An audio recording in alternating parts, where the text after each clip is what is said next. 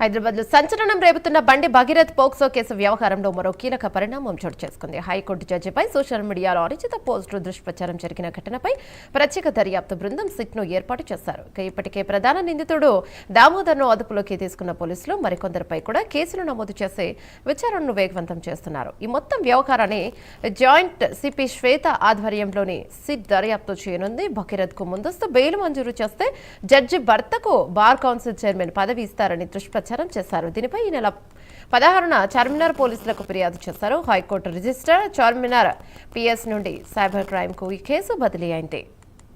దీనిపై మరింత సమాచారం మా ఇన్పుట్ ఎడిటర్ రాజేందర్ అందిస్తారు. రైట్ రాజేందర్, చెప్పండి.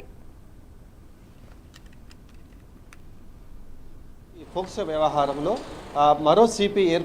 మరో సిట్ ఏర్పాటు చేస్తూ సైబరాబాద్ సిపి ఉత్తర్వులు ఇచ్చారు. దీంట్లో ప్రధానంగా జాయింట్ సిపి శ్వేత ఆధ్వర్యంలో సిట్ ఏర్పాటు చేస్తూ ఆయన ఉత్తర్వులు చెప్పారు. ప్రధానంగా ఏదైతే బండి భగీరథ్ సంబంధించి హైకోర్టులో ముందస్తు బెయిల్ పిటిషన్ వేసుకున్నప్పుడు విచారణ సమయంలో కొంతమంది హైకోర్టు జడ్జిపై అనుచిత వ్యాఖ్యలు చేస్తూ సోషల్ మీడియాలో ట్రోలింగ్ చేస్తూ విస్తృతంగా ప్రచారం చేశారు. దీన్ని హైకోర్టు జడ్జి చాలా సీరియస్గా తీసుకున్న నేపథ్యంలో విచారణ సందర్భంగానే ఆమె పలు కామెంట్ చేశారు. ఆ తర్వాత హైకోర్టు రిజిస్ట్రార్ చార్మినార్ పోలీసులకు ఫిర్యాదు చేయడంతో ఈ కేసును ప్రత్యేకంగా పోలీసులు కూడా దర్యాప్తు చేసిన మనకు తెలుస్తుంది. ఈ సంబంధించి కేసు ముమ్మరంగా దర్యాప్తు చేసేందుకు సైబరాబాద్ సిపి ఒక సిట్ ఏర్పాటు చేసి ఉత్తర్వులు ఇచ్చారు. దీంట్లో ప్రధానంగా ఈ పోక్సో వ్యవహారంలో ఎవరైతే సోషల్ మీడియాలో హైకోర్టు జడ్జి లక్ష్యంగా పోస్టులు పెట్టారు, అనుచితమైనటువంటి పోస్టులు పెట్టారో వారిపై కేసులు నమోదు చేసే అవకాశం ఉన్నట్టు మనకు తెలుసు. దీంట్లో ప్రధానంగా ఉన్నటువంటి దామోదర్ అనేటువంటి ఒక వ్యక్తిని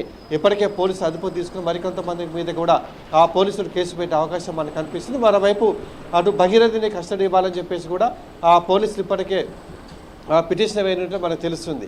ఏదైతే ఈ కేసు విచారణ సమయంలో అనుచిత వ్యాఖ్యలు చేసిన వారందరిపై కూడా ఈ పోలీసులు వాటిపై కేసులు పెట్టే అవకాశం ఉందని మనకు తెలుస్తుంది. ప్రధానంగా ముందస్తు బెయిల్ భగీరథకి ఇచ్చినట్లయితే హైకోర్టు జడ్జి భర్తకు బార్ కౌన్సిల్ చైర్మన్గా దక్కబోతుందని చెప్పేసి కామెంట్ చేస్తూ ఇక్కడ ట్రోలింగ్ చేశారు. దీన్ని జడ్జి కూడా చాలా సీరియస్గా తీసుకున్నాడు మనకు తెలుసు. ఈ నేపథ్యంలోనే చార్మినార్ పోలీసులకు హైకోర్టు రిజిస్టర్ కంప్లైంట్ చేశారు. ఆ తర్వాత అది సైబరాబాద్ క్రైమ్ పోలీసులకు ఫార్వర్డ్ చేసిన నేపథ్యంలో వారు సిట్ ఏర్పాటు చేస్తూ దర్యాప్తు ముమ్మరంగా చేసేందుకు సిట్ ఏర్పాటు జాయింట్ సిపి శ్వేత ఆధ్వర్యంలో సిట్ ఏర్పాటు చేశారు.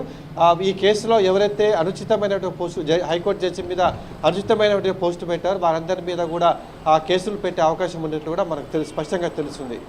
Yamuna, right, thank you Rajender.